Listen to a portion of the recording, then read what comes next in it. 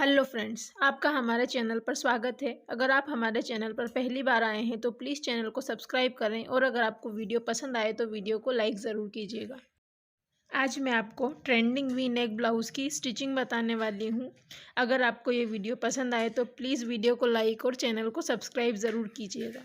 इस वीडियो में मैं आपको बिल्कुल बारीकी से इसे स्टिच करना बताऊँगी। ये हमने वी नेक ब्लाउज़ को कटिंग करके लिया हुआ है। सबसे पहले हम इसे अस्तर के साथ जोड़ेंगे। हमें इसे बैक जिप वाला बनाना है, इसलिए हम इसके बैक पार्ट को अलग अलग हिस्सों में कर लेंगे। सेंटर में से हम इसे कटिंग करेंगे और इसे दो पार्ट में हम कर लेंगे। फ्रंट से हमारा ये पैक रहेगा और बैक में हमें इसमें लंबी वाली जिप जो आती है वो लगानी है। सबसे पहले हमें इसके अस्तर को राइट साइड पर रखते हुए नीचे से स्टिच करना है। इसके बाद हम इसे पलटते हुए अंदर की तरफ फोल्ड कर देंगे। सबसे पहले हमें इसमें नीचे एक सिलाई लगानी है। नीचे सिलाई लगाने के बाद हमें इसे इस तरह से पलटते हुए जो हमारा मार्जिन है उस पर हमें अस्तर वाले हिस्से पर सिलाई चलानी है।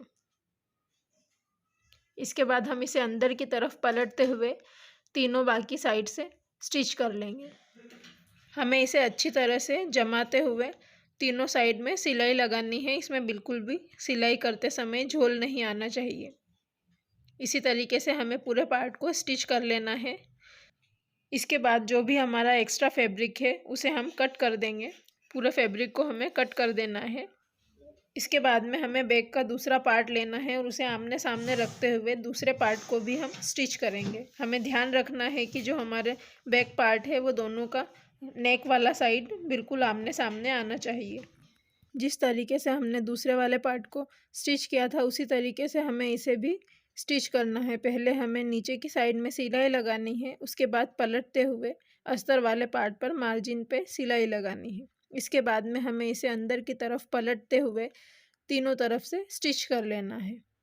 स्टिच करने के बाद में हमें इसका जो एक्स्ट्रा फैब्रिक है उसे कट कर देना है। इस तरीके से हमने अपने दोनों बैक पार्ट को स्टिच कर लिया है। अब हमें फ्रंट पार्ट को स्टिच करना है। ये हमारा फ्रंट पार्ट है। फ्रंट पार्ट हमारा बैक में से पैक है। हम इसके सेंटर पर कट लगाएंगे। इसके बाद में अस्तर और मेन फैब्रिक के सेंटर से सेंटर मिलाते हुए इसे हमें स्टिच करना है और अस्तर को हमें राइट साइड पर रखना है और स्टिच करना है। उसके बाद में हम इसे उल्टी साइड पर अंदर की तरफ पलट देंगे।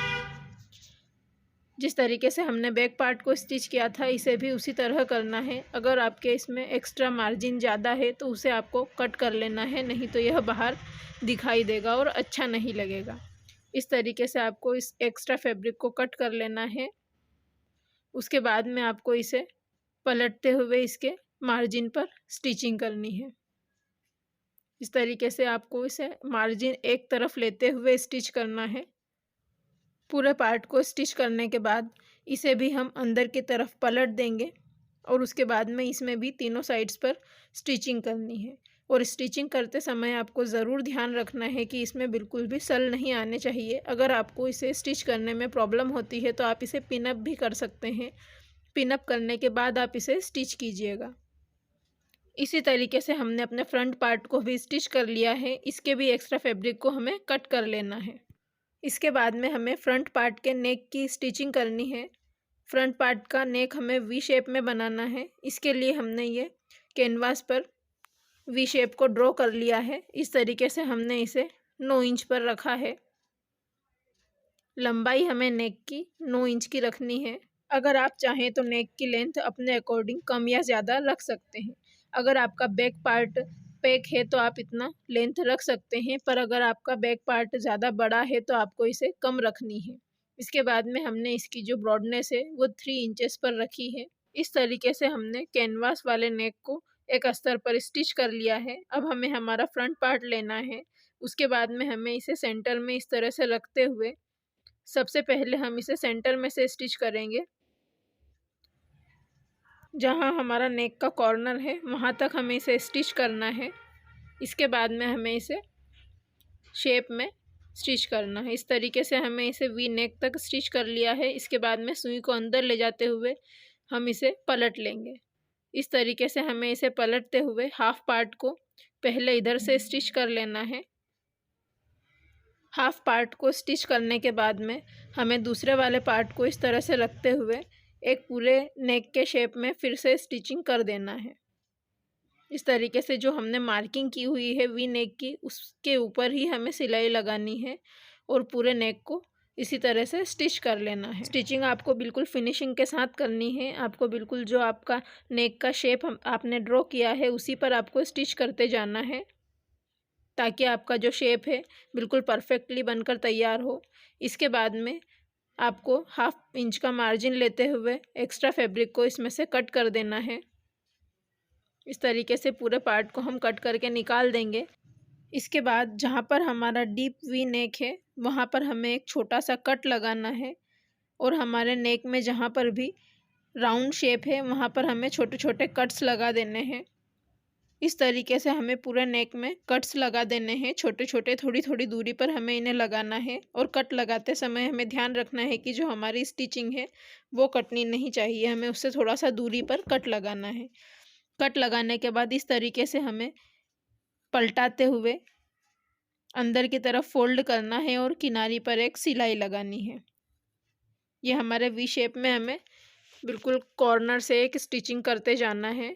पूरे नेक को इसी तरह से हमें स्टिच कर लेना है। नेक को स्टिचिंग करने से पहले आप पूरे नेक में इस तरह से अंदर की तरफ फोल्ड करके नाखून से एक बार एक प्रेस कर लीजिए, ताकि ये अच्छी तरीके से हमारा अंदर की तरफ पलट जाए और बिल्कुल भी इसमें झोल ना आए। इसी तरीके से वी शेप के यहाँ से हमको पलटते हुए अंदर की तरफ स्टिच करना है। पूरे नेक की हम अच्छी तरह से फिनिशिंग के साथ स्टिचिंग कर लेंगे। आप चाहें तो इसमें तुरपाई भी लगा सकते हैं। अगर आप स्टिचिंग नहीं करना चाहते हैं तो इसमें तुरपाई करके भी इसे तैयार कर सकते हैं। हमने इसमें पूरे नेक में स्टिचिंग कर ली है और बहुत ही फिनिशिंग के साथ हमारा ये नेक पलट चुका है। अब हमें 1/2 इंच का एक मार्जिन लेते हुए इसी के पास से एक और सिलाई लगानी है। पूरे नेक में हम इसी तरह से स्टिचिंग कर लेंगे और हमें इस चीज़ का ध्यान रखना है कि जो ये हम सिलाई लगा रहे हैं ये बराबरी का मार्जिन लेते हुए ही इसे स्टिच करना है, ताकि बिल्कुल फिनिशिंग के साथ हमारा काम पूरा हो। इसी तरीके से पूरे नेक में बिल्कुल 1/2 इंच एग्जैक्ट मार्जिन लेते हुए ही हमें स्टिच करना है। ये हमने हमारा पूरा नेक अच्छी तरह से स्टिच कर लिया है। हमारा फ्रंट नेक बिल्कुल अच्छी तरह से परफेक्टली तैयार हो चुका है। इसके बाद में हमें इसमें प्रिंसेस कट की मार्किंग करनी है। हम इसे प्रिंसेस कट के साथ बनाएंगे, इसीलिए इसका एक इस तरह से सेंटर बनाते हुए इंच टेप से हम इसकी मार्किंग करते हैं। इस तरीके से हमें 4 इंच पर इसे मार्क करना है। इसके बाद में हमें शोल्डर के यहाँ से नापते हुए 10 इंच तक स्ट्रेट लाइन ड्रॉ करनी है। इसके बाद में हमें इस तरह से प्रिंसेस कट का शेप ड्रॉ कर लेना है। इस तरीके से हमने इसके प्रिंसेस कट के शेप को ड्रॉ कर लिया है। इसके बाद में हमें इसे दूसरी साइड पर मार्क करना है। दूसरी साइड पर मार्क करने के लिए हम इसे इस तरह से फोल्ड करेंगे और टेप कर लेंगे, जिससे कि हमारी मार्किंग दूसरी साइड पर आ जाए। इसके बाद में हमें इसे मार्किंग को डार्क कर लेंगे। अब हमें इसकी स्टिचिंग करनी है। इस तरीके से हम इसे पकड़ते हुए जो हमारी मार्किंग है उस पर स्टिच करते जाना है। राउंड शेप में हमें गोलाई में घुमाते हुए इसे स्टिच करना है। दोनों साइड से हमें इसी तरह से इसे स्टिच करके तैयार कर लेना है। स्टिच करते समय आपको ध्यान रखना है कि बीच में झोल नहीं आना चाहिए। आप चाहें तो ये जो प्रिंसेस कट का मार्क हमने किया हुआ है वहाँ से आप इसे कट करके भी स्टिच कर सकते हैं, बट अगर आप इसे बिना कट किए स्टिच करेंगे तो इसमें फिनिशिंग ज़्यादा अच्छी आएगी। इसीलिए मैं इस तरीके से आपको इसे स्टिच करके बता रही हूँ। इसी तरह से हम इस पर 2 सिलाई लगाकर इसे तैयार करेंगे, ताकि इसकी सिलाई पक्की हो जाए। ये हमने एक साइड से प्रिंसेस कट को स्टिच कर लिया है। इसी तरीके से हमें दूसरे साइड के प्रिंसेस कट को भी स्टिच करके तैयार कर लेना है। अगर आपको हमारी वीडियो पसंद आ रही है तो प्लीज़ वीडियो को लाइक करें और चैनल को सब्सक्राइब करें और बेल आइकन को ज़रूर प्रेस कीजिए, ताकि आने वाली सभी वीडियोस की नोटिफिकेशन आपको मिलती रहे। इसी तरीके से हमने अपने दोनों प्रिंसेस कट को स्टिच करके तैयार कर लिया है। इसके बाद में हमें बैक पार्ट को स्टिच करना है। ये हमारा फ्रंट पार्ट बिल्कुल तैयार हो चुका है। प्लीज़ हमारे चैनल को सब्सक्राइब करके सपोर्ट करें, ताकि मैं आपके लिए इसी तरह से नई नई तरह की वीडियोस लाती रहूं। अब हमें हमारे बैक पार्ट को स्टिच करना है। सबसे पहले हम बैक पार्ट के लिए नेक की मार्किंग करेंगे। इस तरीके से हम दोनों पार्ट्स को अच्छी तरह से जमाते हुए इसका एक्स्ट्रा जो फैब्रिक है हम कट कर देंगे। इसके बाद में हमें इसमें नेक की ड्राफ्टिंग करनी है। इस तरीके से हमने अपने दोनों बैक पार्ट्स को एक दूसरे के ऊपर अच्छी तरह से प्लेस कर लिया है। इसके बाद में हमने हमारी जिप ली हुई है, इसे हमें मार्क करना है। मेज़र करके नेक की लेंथ को हम मार्क कर लेंगे। जितनी हमारी जहाँ तक हमें जिप को लगाना है वहाँ तक हम नेक को मार्क कर लेंगे। इसके बाद में हमें नेक की ब्रॉडनेस को मार्क करना है। नेक की ब्रॉडनेस हमें इसमें भी 3 इंचेस ही रखनी है और नीचे हमने जहाँ पर जिप के साइज़ पर मार्क किया था वहाँ तक हम इसे मार्क करके राउंड शेप में कट कर देंगे। इसके बाद में हमें इसमें जिप को अटैच करना है। इस तरीके से हमें बैक पार्ट को लेना है और जिप को उल्टा रखते हुए इसके ऊपर स्टिच कर लेना है। नीचे से हमें इसे बिल्कुल बराबरी से मिलाते हुए स्टिच करना है। सबसे पहले हमें इसमें एक स्टिचिंग लगाकर तैयार कर लेना है। जिप को स्टिच करते समय हमें ध्यान रखना है कि हमारी जो सिलाई है वो जिप के रनर पर नहीं चढ़नी चाहिए, इसलिए आपको रनर को एडजस्ट करते हुए स्टिच करना है ताकि हमारी सुई ना टूटे। अगर रनर पर सुई चली जाएगी तो हमारी सुई टूट सकती है। इस तरीके से हमें एक सिलाई लगाकर तैयार कर लेनी है।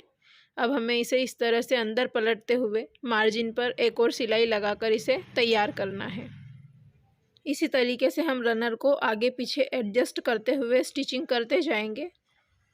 जिस तरीके से हमने इस एक साइड पर जिप को लगाकर स्टिच किया है उसी तरीके से हमें दूसरी साइड पर भी जिप को लगाकर स्टिच करना है। अब हमें ये दूसरा पार्ट ले लिया है।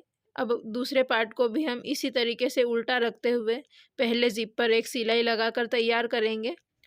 जिप लगाते समय आपको बहुत ही ज़्यादा ध्यान रखना है, बहुत ही फिनिशिंग से आपकी ये जिप लगकर तैयार होनी चाहिए। ये हमने एक स्टिचिंग कर ली है। अब इसे भी हम इस तरह से अंदर की तरफ फोल्ड करते हुए मार्जिन पर एक सिलाई लगा देंगे। यह हमारी जिप लगकर लगभग तैयार हो चुकी है। बैक पार्ट हमारा लगभग कंप्लीट ही हो चुका है। हमें बस इसमें नेक की फिनिशिंग करनी बाकी है। अब हमें इसमें नेक की फिनिशिंग करने के लिए पूरे पट्टी को कट करना होगा। सबसे पहले हम बैक पार्ट में टक्स लगाकर तैयार कर लेते हैं। दोनों साइड के टक्स को हमें लगाकर तैयार कर लेना है। बैक पार्ट की फिनिशिंग करने के लिए हमने ये पूरे पट्टी को कट करके ले लिया है। इसे हम बैक पार्ट में नेक पर स्टिच करेंगे। इस तरीके से जिप को हम ओपन कर लेंगे थोड़ा सा। उसके बाद में इस तरीके से नेक पर हमें स्टिच करके इसे अंदर की तरफ पलटना है। पूरे पट्टी किस तरह से लगाई जाती है आपको पता होगा, उसी तरीके से हमें इसे एक स्टिचिंग करके अंदर की तरफ पलट कर स्टिच कर देना है। हमने हमारी पट्टी पर एक स्टिचिंग लगा ली है। सबसे पहले हम इसके राउंड में छोटे छोटे कट्स लगाएंगे। इसके बाद में हमें इसे अंदर की तरफ फोल्ड करना है ताकि हमारी पट्टी बिल्कुल फिनिशिंग के साथ पलट सके। इस तरीके से दोनों नेक में हमें कट्स लगा लेने हैं।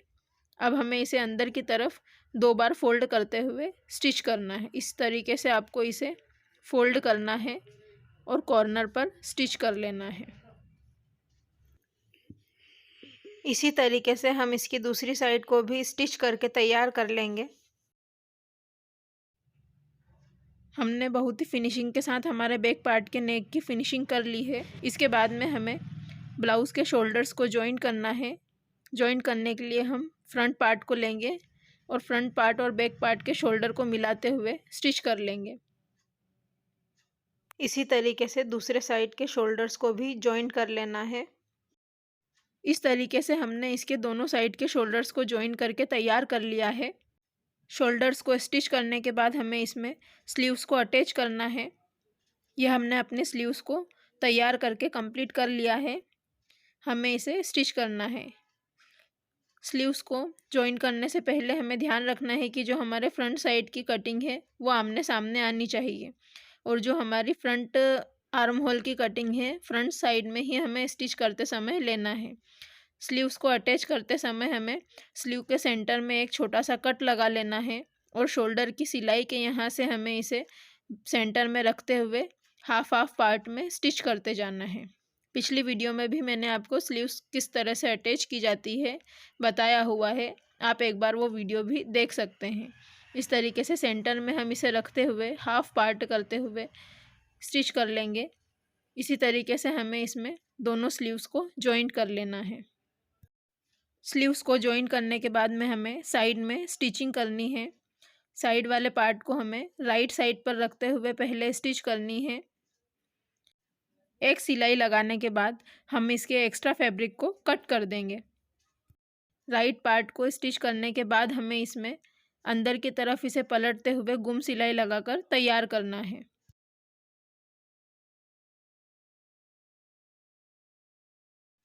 इसी तरीके से हमें हमारी दूसरी साइड की स्लीव्स को भी लगाकर तैयार कर लेना है। हमने अपने ब्लाउज़ की दोनों स्लीव्स को अटैच कर लिया है।